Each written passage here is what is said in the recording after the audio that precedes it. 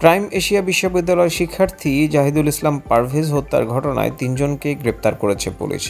বনানী থানার ভারপ্রাপ্ত কর্মকর্তা মোহাম্মদ রাসেল সারোয়ার এ তথ্য জানিয়েছেন। গ্রেপ্তাররা হলেন মোহাম্মদ আল কামাল ওরফে কামাল, আলভি হোসেন জুনায়েদ এবং আল আমিন সানি।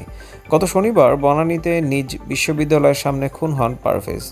এ ঘটনায় পারভেজের ভাই হুমায়ুন কবির বাদী হয়ে ৮ জনের বিরুদ্ধে মামলা করেছেন। মামলায় বিশ্ববিদ্যালয়ের এলএলবি ও ইংরেজি বিভাগের ৩ ছাত্র মাহাতি, মেহরাব, আবুজার গেফারি ছাড়াও আরও ৫ জনকে আসামি করা হয়েছে। তারা সবাই বিশ্ববিদ্যালয়ের ছাত্র। জানা যায়, ঘটনার দিন পারভেজ প্রাইম এশিয়ার গলিতে চা সিঙ্গারা খাওয়ার জন্য গিয়েছিলেন। এ সময় সেখানে ৩ জন মেয়ে শিক্ষার্থী ছিলেন। ওই মেয়েদের ইভটিজিং করা হয়েছে বলে দাবি করে তারা তাদের বন্ধুদের কাছে ফোন করেন। পরে বিষয়টি বিশ্ববিদ্যালয়ের প্রশাসন উভয় পক্ষকে নিয়ে মীমাংসাও করেন। কিন্তু মাহাতি, মেহরাব ও আবুজার গেফারি হাজারীপাড়া এলাকার কিছু ছেলেকে সাথে নিয়ে পারভেজের উপর হামলা চালায়। এ সময় পারভেজ বিশ্ববিদ্যালয়ের প্রধান গেটে দৌড়ে আসার সময় আঘাতপ্রাপ্ত হন। তারা তাকে ধারালো অস্ত্র দিয়ে আঘাত করে পালিয়ে যান বলে ধারণা করা হচ্ছে।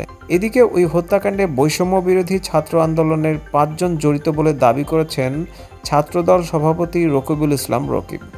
গতকাল রবিবার রাজধানীর নয়াপল্টনে দলীয় কার্যালয়ের এক সংবাদ সম্মেলনে এই দাবি করেছেন তিনি। তবে অভিযোগ অস্বীকার করেছেন বৈষম্য বিরোধী ছাত্র আন্দোলনের নেতৃবৃন্দ। যদি অভিযুক্তদের গ্রেপ্তার না করা হয় এবং সঠিক বিচার না করা হয় তাহলে কঠোর আন্দোলনে যাবেন বলে জানিয়েছেন ছাত্রদল সভাপতি রকিবুল ইসলাম রকিব।